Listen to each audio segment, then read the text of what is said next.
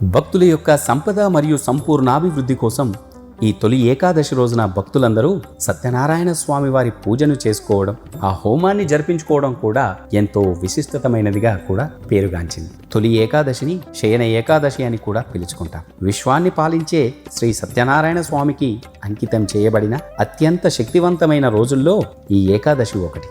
భవిష్య పద్మ పురాణాల ప్రకారం ఈ రోజున శ్రీ సత్యనారాయణుడు క్షీరసాగరంపై 4 నెలల పాటు యోగ నిద్రలోకి వెళ్తాడు. దీనినే చాతుర్మాస్యం అని కూడా పిలుచుకుంటారు. ఈ కాలంలో చాలా శుభకార్యాలు, ముఖ్యంగా వివాహాలు వంటివి ఆ సంబంధించిన ఆచారాలు సాంప్రదాయబద్ధంగా కూడా నిలిపివేయబడతాయి. అయితే దైవిక విశ్రాంతి ప్రారంభం కాకముందే ఆ నారాయణుడు సంపూర్ణంగా మేల్కొని ఉండి తన భక్తుల ప్రార్థనలను వింటాడని కూడా నమ్మాలి.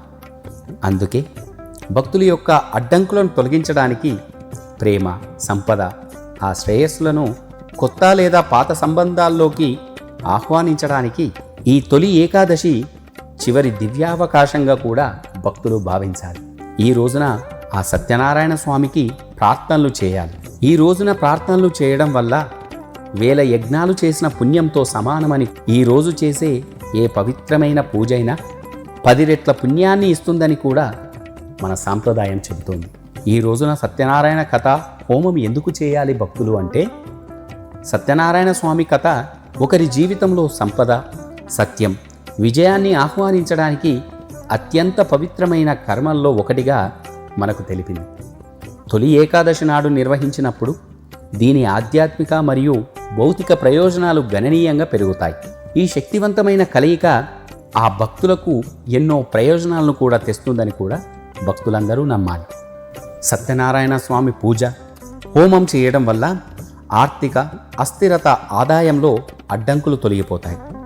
అపారమైన సంపద, వ్యాపారంలో వృద్ధి, ఉద్యోగ విజయం అన్నీ కూడా సిద్ధిస్తాయి. ఆ ఇల్లు శాంతి మరియు సామరస్యంతో నిండిపోతుంది. భౌతిక ఆధ్యాత్మిక సంపదతో పాటు సంపూర్ణాభివృద్ధి కూడా కలుగుతుంది. భక్తులందరూ ఎదుగుదల కోసం ప్రయత్నిస్తున్నా లేదా మీ కుటుంబ జీవితంలో స్థిరత్వం, విజయాన్ని కోరుకుంటే ఈ పూజ ఒక శక్తివంతమైనదిగా కూడా చెప్పబడింది. ఆర్థిక అడ్డంకులు, వృద్ధిలో జాప్యాలను తొలగించడానికి శ్రీ సత్యనారాయణ స్వామిని ఈ పవిత్ర కథ ద్వారా పూజిస్తే ఆదాయం మరియు వ్యాపార పురోగతిని అడ్డుకునే అడ్డంకులన్నీ కూడా తొలగిపోతాయి. ఆర్థిక లక్ష్యాలను చేరుకోవడంలో ఆలస్యాలు ఎదుర్కొనే వారికి ఇది ఒక ప్రత్యేకంగా సహాయపడుతుంది కూడా. మానసిక శాంతి, ఆర్థిక నిలకడ కోసం ఈ పూజ వలన మనస్సుకు ప్రశాంతతను అందించి సరైన నిర్ణయాలు తీసుకోవడానికి తోడ్పడుతుంది. డబ్బుకు సంబంధించిన ఒత్తిడిని కూడా తగ్గిస్తుంది. ఇది ఆ ఇల్లు, మనస్సులో శాశ్వత శ్రేయస్సును కూడా నింపుతుంది.